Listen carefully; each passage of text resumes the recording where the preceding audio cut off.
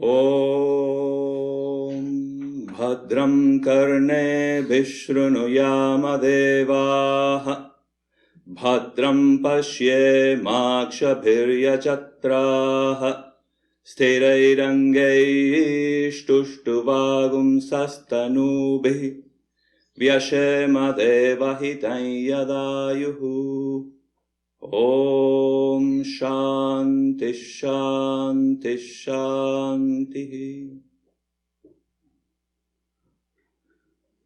Om, all gods, may we hear with our ears what is auspicious. O ye adorable ones, may we see with our eyes what is auspicious.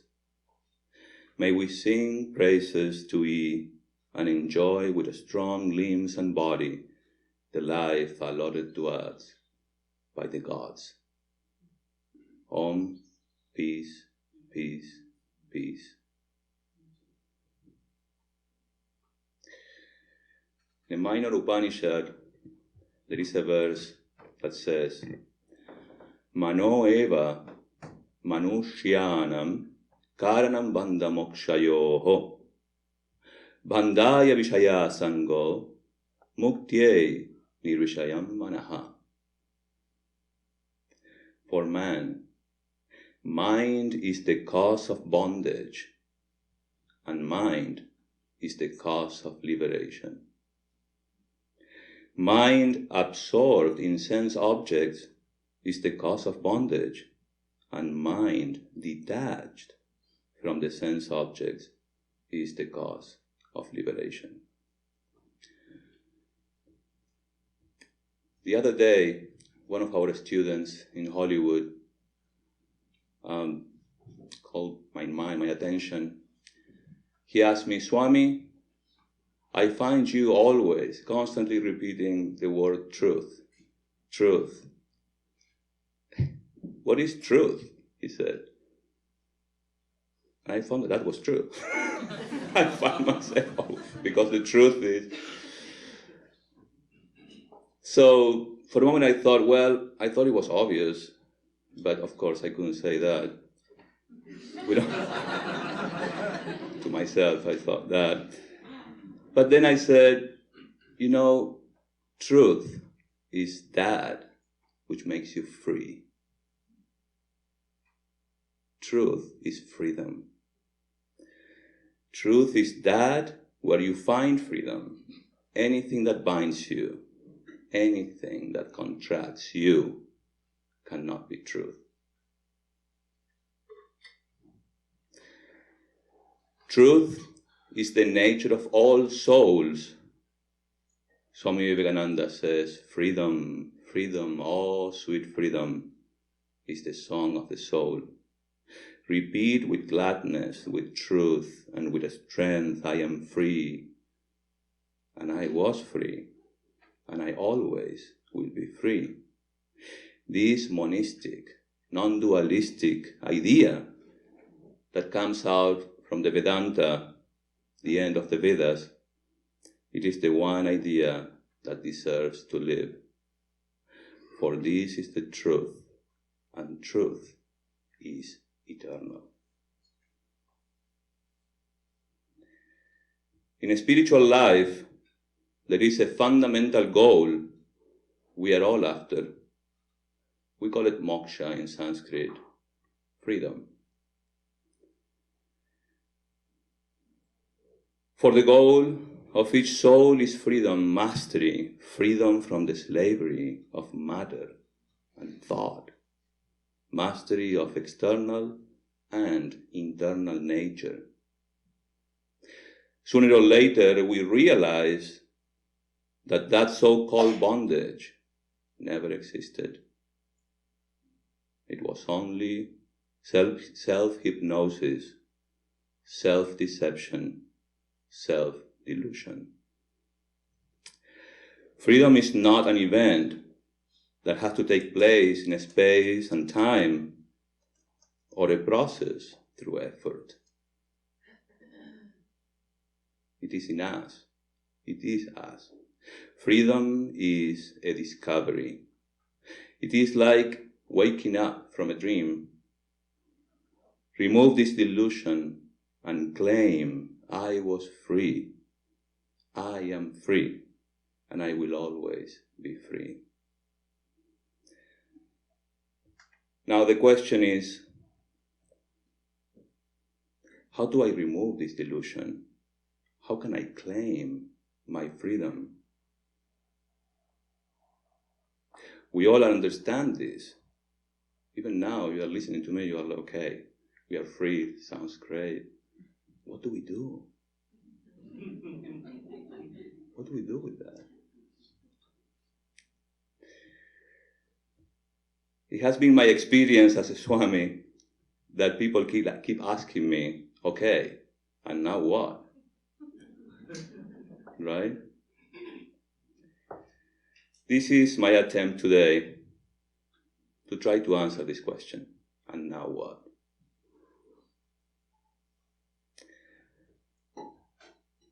Is there any spiritual practice I should hold on tight that will take me to the other side? One single spiritual practice. What are the methods to achieve this ultimate goal? How to design our life in such a way that I may achieve something before death, before it's too late.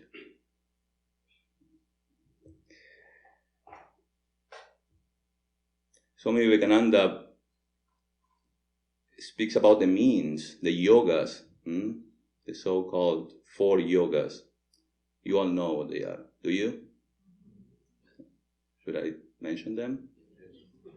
The yoga of knowledge, Jnana Yoga. The yoga of bhakti, the yoga of devotion. The yoga of unselfish action is called Karma Yoga. And the yoga of meditation. It's called the king of yogas. I'm going to focus today here on this particular yoga, the yoga of meditation.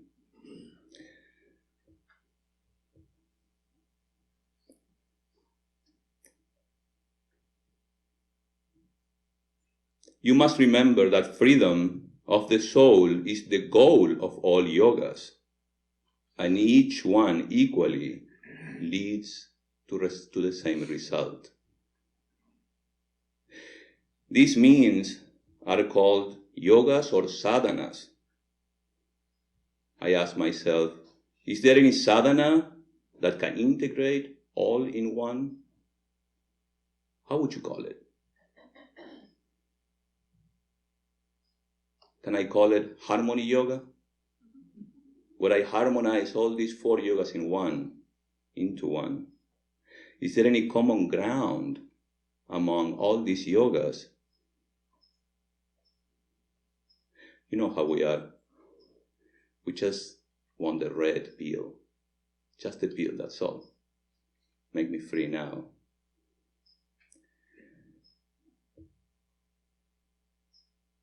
Udvaredatmanatmanam natmanam navasadayed atmaiva hyatmano bandhu atmaiva ripuratmanaha. What is man's will, and how shall he use it? Let him put forth its power to uncover the Atman, not to hide the Atman. Man's will is the only friend of the Atman, and his will is also the Atman's enemy.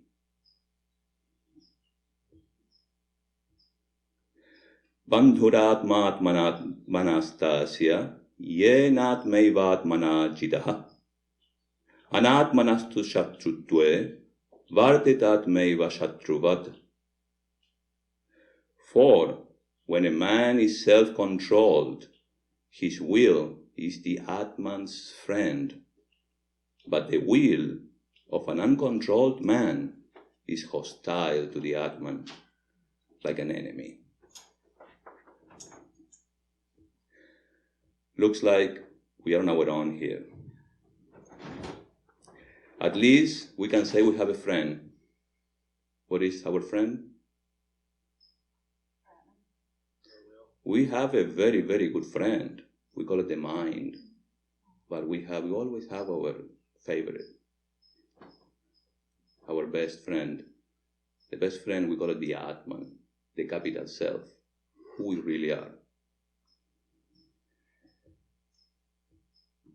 Now, is there any yoga that can keep me in harmony, remembering who I am, relaxed, focused, and with a good attitude towards the idea of God and His creation? Let's talk about yoga a little bit. Traditionally, the word yoga means union. Union between the embodied soul, Jiva, it's called Jivatman, and the absolute, universal self, Brahman, or Parabrahman. According to our scriptures, these are one and the same, but due to our ignorance, we create division between these two. From this point of view, the only remedy needed to remove that ignorance is knowledge, jnana. And considering this point of view, yoga here means knowledge as the means and end to achieve our fundamental goal in life, which is called moksha, or freedom, liberation. The other day, last Sunday, Swami Dhyanayogananda was telling us about the crying drop, remember? Those who were present here.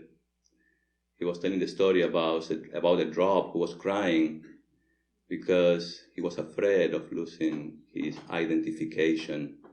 And then the ocean asked the drop, "Why are you crying?"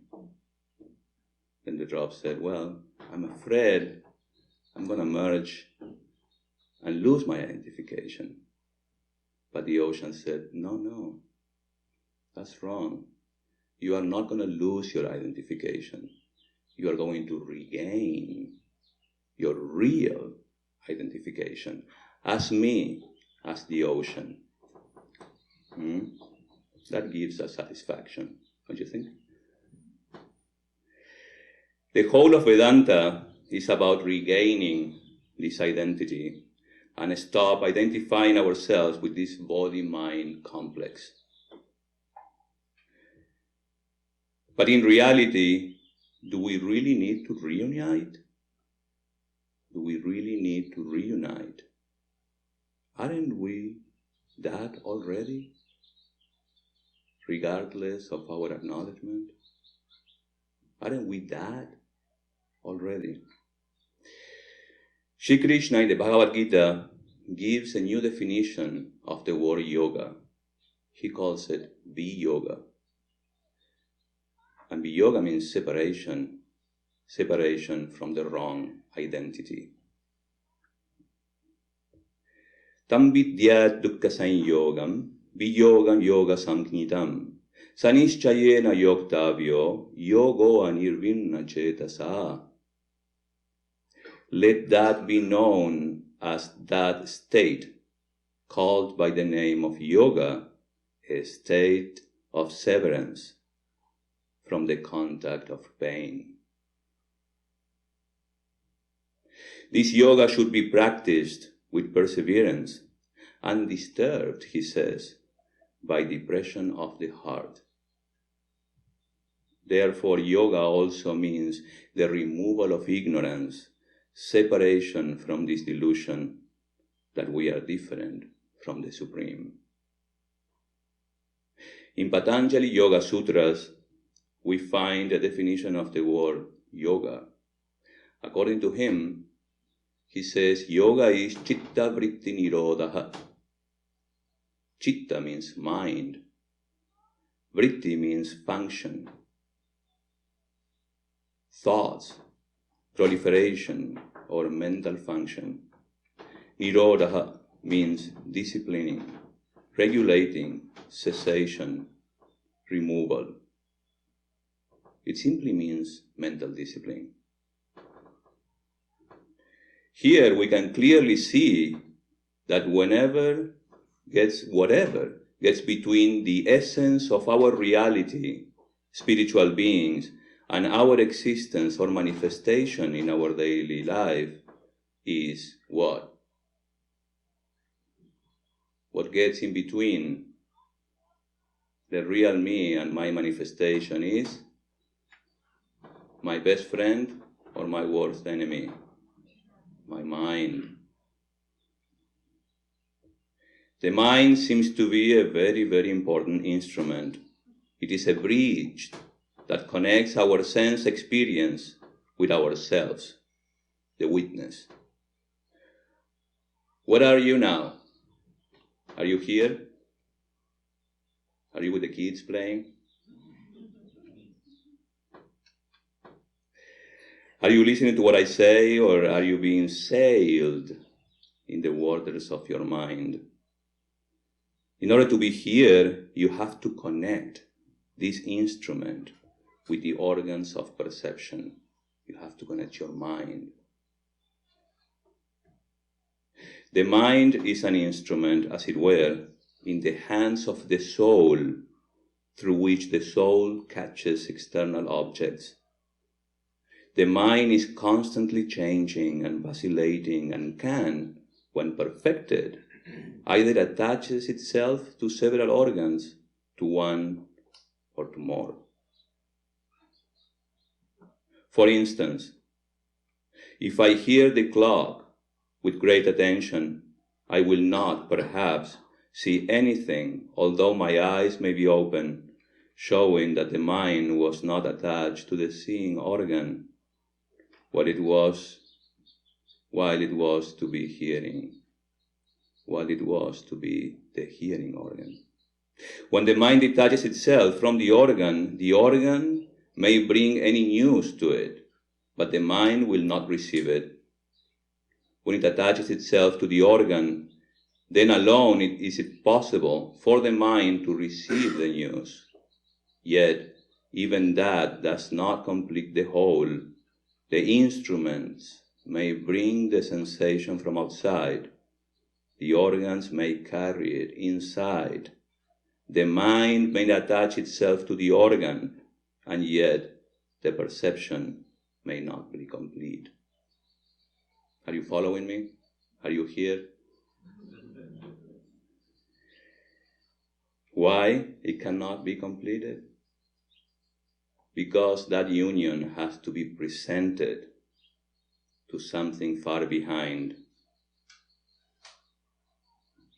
This something upon which the mind is painting, as it were, all these pictures, this something upon which our sensations, carried by the mind and intellect, are placed and grouped and formed into a unity, is what is called the soul of man, your friend, your best friend, your Atman. Then, what do we need? What is required for that amazing alchemy to happen? Your attention. Your attention is required. In the absence of attention, no sensation is possible. Your attention determines where you are, where your experience is. An embodied individual soul becomes completely immersed in that upon which he focuses his mind. If I speak to you, as I'm doing now, well upon the subject that you like, hope you like this subject, your mind becomes concentrated upon that I'm saying. I draw your mind away from yourself and hold it upon the subject in spite of yourself. Thus our attention is held. Our minds are concentrated upon various things in spite of ourselves. We cannot help it. Here is the yoga of devotion, bhakti yoga. where do you think the secret of this yoga is or resides? The yoga of devotion, where do you think the secret of this yoga resides? And your attention. In the Gita we find Sri Krishna saying, those who concentrating their minds on me, worship me with eternal constancy and are endowed with the highest faith. They are my best worshippers. They are the greatest yogis, he says. In other words, attention is where your mind is, and the mind seems to be the means. Here resides the secret of a great yoga called the yoga of unselfish action. It's called karma yoga. Where do you think the secret of this yoga resides? In your attention. 2 yogas already. Attention, attention. Attention to the means. Attention to what we are doing. With the means all right, the end must come. Taking care of the means, the end will be taken care by itself. We forget that it is the cause that produces the effect. The effect cannot come of itself. And unless the causes are exact, proper, and powerful, the effect will not be produced. Here is the yoga of knowledge, Jnana Yoga. Where do you think the secret is? If you need to discriminate between the real and the unreal, you need your attention. Therefore, let's take care of our mind. Let's pay attention to our attention. Coming back to this amazing mental discipline developed by this sage, it's called Maharishi, a great sage, Patanjali. He designed this method, it's called Astanga-Yoga, in his Yoga Sutras. Our mind has its unique capacity to turn our life into a heaven, to turn heaven into a hell, and again to turn that hell into a heaven. The quality of our life depends upon this powerful organ called the mind, manas. This mind has the power to drive us from one end to another. Thoughts are constantly being produced with its causes and effects. But what's sad about it is that these thoughts do not take our permission. They are intruders. They simply make us react. We are jumping constantly, like monkeys. These involuntary thoughts happen all the time, even now. This is our main problem. We just let them invade our land and abduct our best friend, our own mind. The other day, 2 friends of mine were visiting Trabuco, and as many people, when they come here for the first time, they go, "Oh, this is an amazing place, Swami, how fortunate you are." And then they said something that really struck me. They say, "May you be able to enjoy this place. May you be able to enjoy this place," which I found it was beautiful. I thought it was a beautiful wish. Because are we able to enjoy? to be wished to have the harmony, the tranquility needed so that you could enjoy where you live in. Sometimes we spend thousands of dollars, if not millions, in decorating our house. You know, we have a beautiful swimming pool, and then what? We don't pay attention to it. To be able to enjoy the moment, to be able to appreciate the present. And that's how our life goes by, with our mind being kidnapped by our random thoughts. We are unable to work well, and not just that, we are unable to enjoy what's even worse. But that is not all. This state, this status quo, brings about all sorts of toxic emotions like anxiety, fear, sense of guilt, stress, depression, you name it. Is that true? If we are daily being hit by thought waves, a stressed person is experiencing a tsunami. The result is that we are unable to enjoy a healthy mind. We are unable to focus. This inability to concentrate. By now it is clear that we have to own our own mind. Such is the goal. We have to own our own mind. Patanjali, in his Yoga Sutras, directly deals with this problem.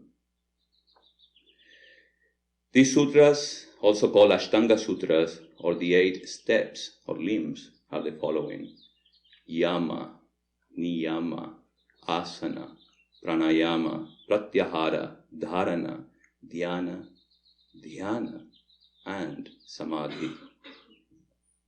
Let me tell you just briefly, and let me tell you why I'm torturing you with all this later on. The first two, Yama and Niyama, are called the general disciplines or rules to lead a healthy and moral life. Can I be with myself if I'm a rogue, if I do whatever I want, if I don't care about my neighbor? Non-stealing, ahimsa, non-killing, ahimsa, truthfulness, satyam, non-stealing, asteyam, continence, brahmacharyam, non-receiving, non-possessing too much, meaning leading a simple life, is aparigraha. These are called yamas. Let me say this again. Non-killing, truthfulness, non-stealing, continence, non-receiving, leading a simple life. These are the yamas. The internal and external purification, cleanliness in words and deeds, shaucham, contentment, santosha, mortification, austerities, is called tapas, study, swadhyaya, and worship of God, and surrendering to God, Ishvara Pranidhanam, is called the niyamas. 2 already. These preliminary values are taken for granted for one who wants to lead a spiritual life. Moral values, internal values, contentment, cleanliness, austerities, worship of God, surrendering to God. Without leading a moral life, a dharmic life, it is not possible to find peace of mind, that sense of inner freedom that is required to sit quietly and not let the thieves break into your mind. Once we got these two somehow covered, the next 6 steps will help us become the masters of our mind. We need to commit to spend some time to find out where our mind is. The next step is called asana. Now, asana is translated as posture, conscious posture, not just the physical body, but most importantly, the inner posture. Our attitude, our willingness to be with ourselves. I want to do this. I want to meditate. I want to give my life. I want to lead a spiritual life. This posture.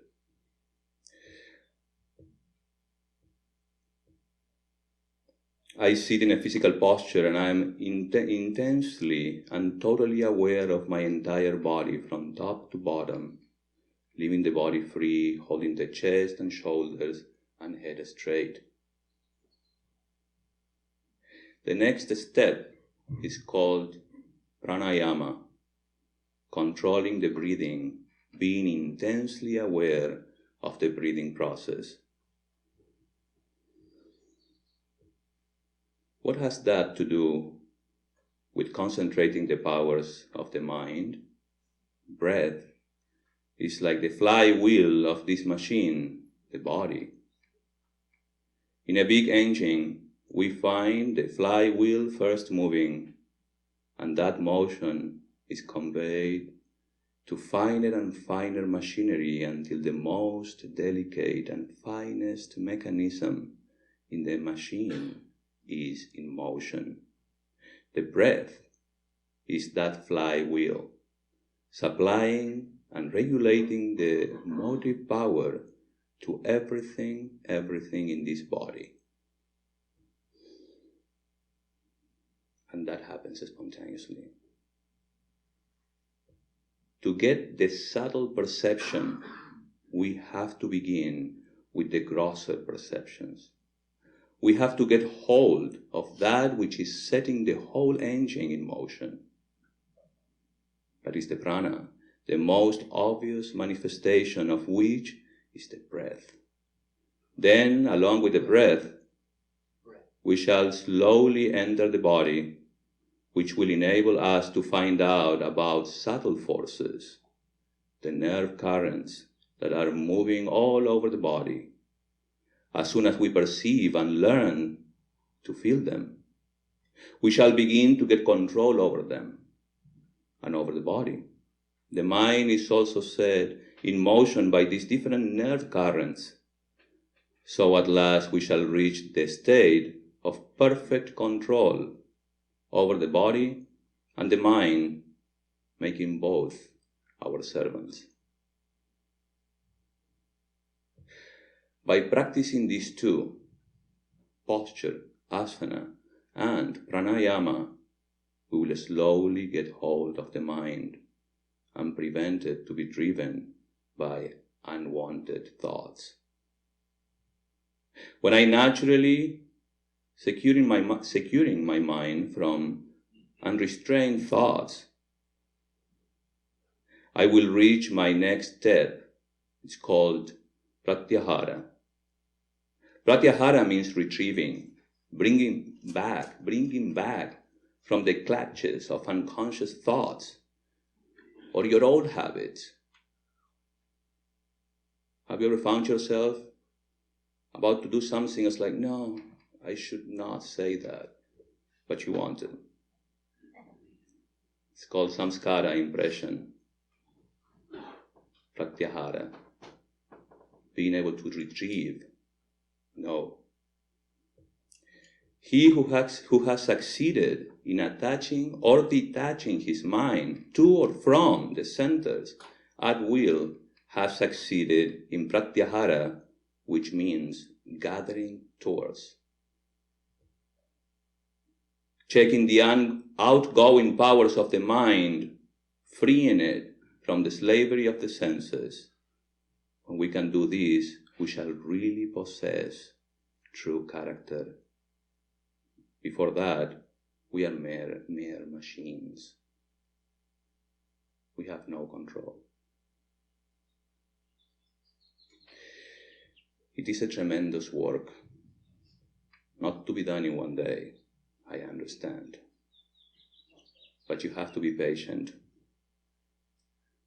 Continuous struggles for years and years, we can succeed. After the practice of pratyahara, the next step is dharana. Dharana means holding the mind to certain points. For example, forcing the mind to feel certain parts of my body, excluding others. Try to feel your hand to the exclusion of other parts of your body. Dharana is attention on a particular area.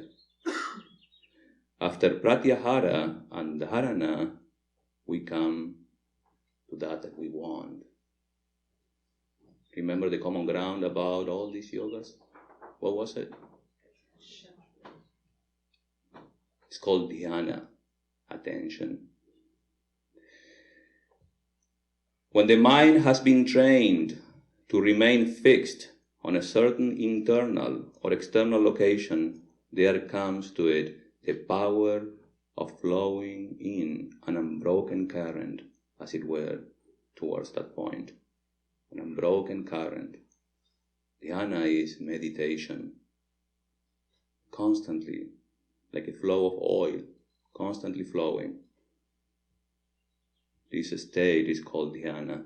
Dharana is attention, while dhyana is attention range or span. It's longer.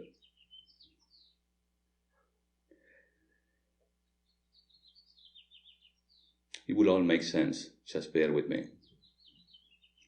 If you are able to listen uninterruptedly this lecture with rapt attention, know that your mind has developed a tremendous power. Can I say that? Can you say that? That power is called dhyana. What comes after dhyana is much yummy. It's called samadhi. When one has so intensified the power of dhyana as to be able to reject the external part of perception and remain meditating only on the internal part, the meaning, that state is called samadhi. Samadhi means absorption, perfect concentration. The three, dharana, dhyana, and samadhi together are called samyama. That is, if the mind can first concentrate upon an object and then is able to continue in that concentration for a length of time, and then by continued concentration to dwell only on the internal part of the perception of which the object has the effect, everything comes under the control of such a mind. Sweet. But what a job. As you can see, it's not so easy.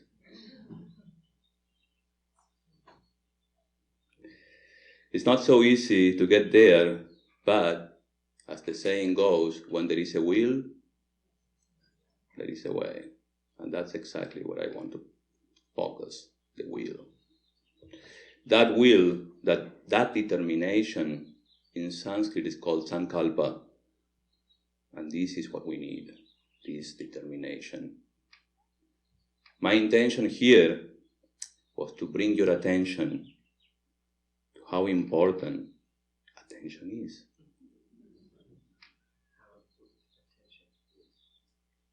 And I don't mean to be redundant.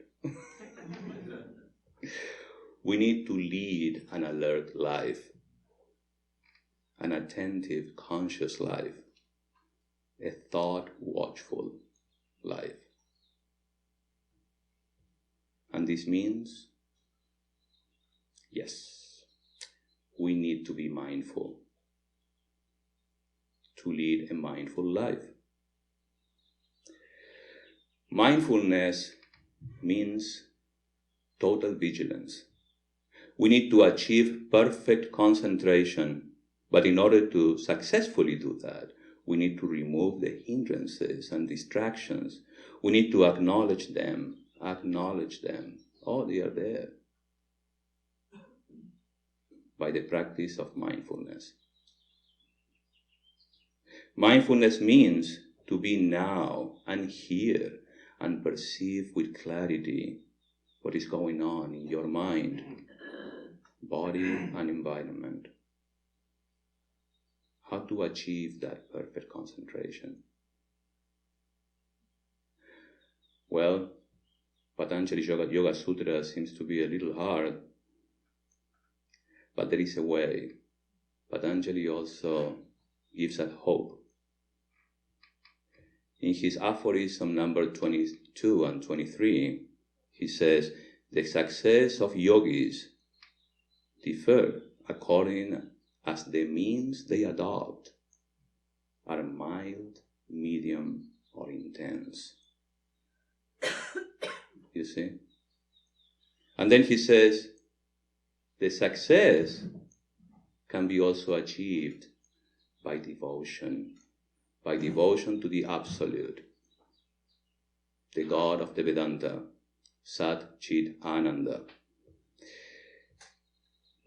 In Vedanta, Sat Chit Ananda means existence absolute, knowledge absolute, and bliss absolute.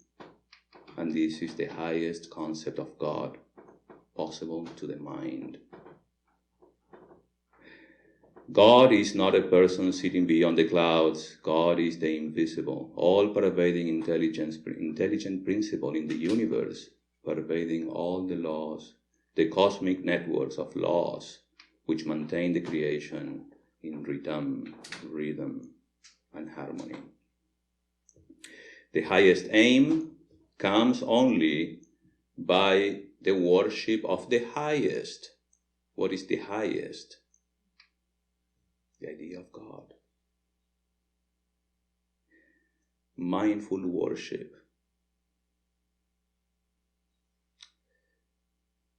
This is the common ground. This is the one practice that we all need to commit, to mindfully worship the highest all the time, here and now. Whatever I'm doing, whatever I'm saying, just be aware of yourselves. Quickly, there are two Sanskrit words. One is called pratikas, and the other is pratimas. Pratikas are substitutes of the idea of God. Pratimas, on the other hand, are images. What is the worship of God through a pratika? It is joining the mind with devotion to that, taking it to be Brahman. Brahman himself is the object of worship, and the pratika stands only as a substitute or a suggestion thereof.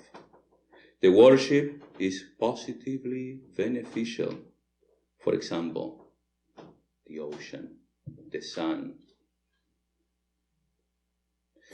Says Shankara in his Brahma Sutra Bhashya, here in this way does Brahman become the object of worship, because he, as Brahman, is superimposed on the pratikas. The same idea applies to the worship of the pratimas. Pratimas, as I said before, are images.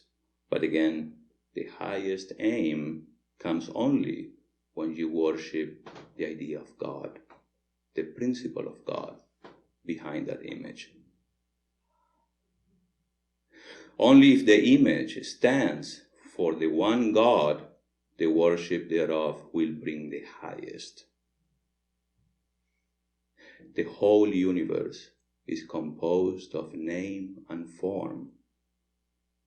Whatever we see is either a compound of name and form, or simply name with form, which is a mental image.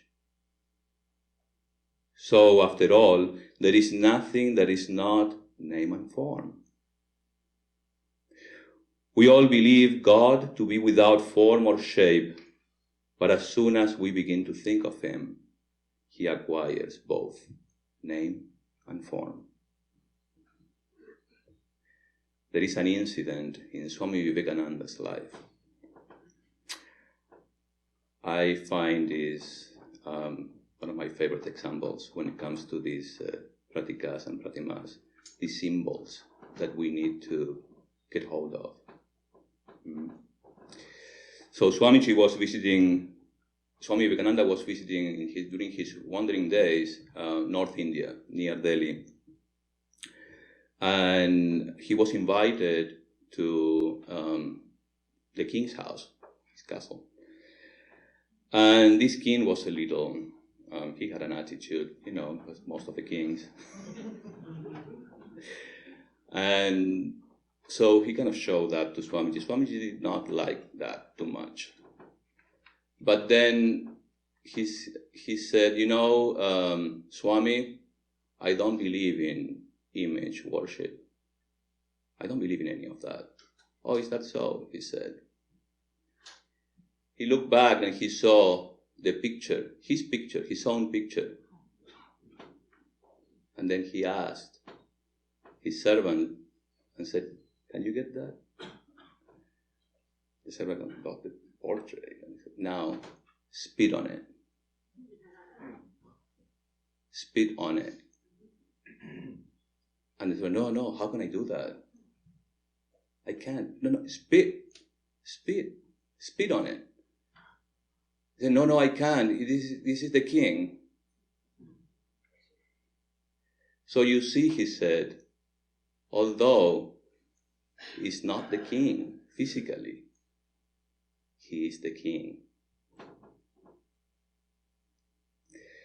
Here is the secret of the image, these pratimas, that we all need to be aware of. Because as you can see, life is not easy. And in order to lead a spiritual life, we need to get hold of anything that helps us finding inspiration, getting back to ourselves. Let us be smart. Let us get hold of these symbols to remind us of the highest. By mentally being in the presence of God, of the Lord, whether personal or impersonal, with the help of symbols, we are reminded of His constant presence. In the Bhagavad Gita, there is a word used by Sri Krishna in one of the slokas. It's called Atmavan. Atmavan means be mindful, be established in the self, the capital self. Be established in the self. That is our main practice. Everything we do, everything we think, has to be done consciously, being aware of the presence of God everywhere. Man is the highest being that exists, and this earth is the greatest world. For here can man, human beings, realize freedom. Can you understand? Then you can realize. You can turn that into your reality. Let us make that habit of being with ourselves, with our God within us. What is going to happen? We will own our mind. We will enjoy a perfect mind, free from emotional problems and worries. Let us regain our freedom. Let us rescue our mind from anxiety, depression, and confusion. We will stop being mechanical. We will stop being driven by our old habits and conscious, involuntary thoughts. Thich Nhat Hanh says, mindfulness is the miracle by which we master and restore ourselves. Mindfulness is the miracle by which we master and restore ourselves. we need to allow ourselves to be with ourselves. The highest aim, still hammering, don't forget this, the highest aim comes only by the worship of God, the highest. Let us worship the highest with our full attention. Mental or external worship. Whatever the mind contemplates, let me tell you, that it becomes. Let us meditate upon the highest. Let us try to make things simpler and bring about the golden days, says Vivekananda, when every man will be a worshipper and the reality of the self, the capital self, in every man will be the object of worship. Thank you.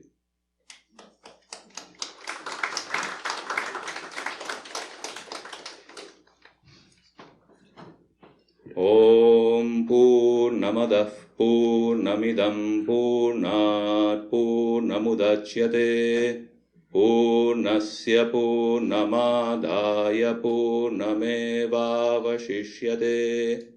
Om Shanti Shanti Shanti. Om, that outer world is Purna, full of divine consciousness. This inner world is also Purna, full of divine consciousness. From Purna comes Purna. From fullness of divine consciousness, the world is manifested. Taking Purna from Purna, Purna indeed remains. Because divine consciousness is non-dual and infinite. Om, peace, peace, peace.